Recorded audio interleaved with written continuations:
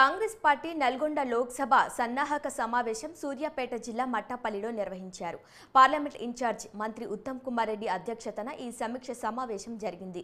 ఈ సమావేశానికి ఏఐసీసీ రాష్ట్ర వ్యవహారాల ఇన్ఛార్జ్ దీపాదాస్ మున్షి, మంత్రి కోమటిరెడ్డి వెంకటరెడ్డి, మాజీ మంత్రి జానారెడ్డి, పార్టీ అభ్యర్థి రఘువీర్ రెడ్డితో పాటు నియోజకవర్గ పరిధిలోని ఎమ్మెల్యేలు, పలువురు ప్రజాప్రతినిధులు హాజరయ్యారు.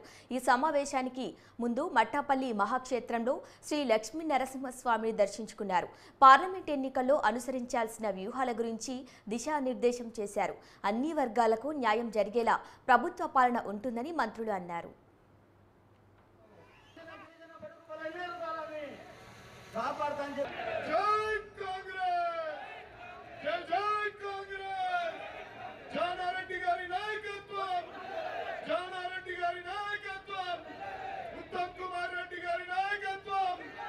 వాళ్ళందరి తరఫున చెవిటి వెంకన్న యాదవ్ గారు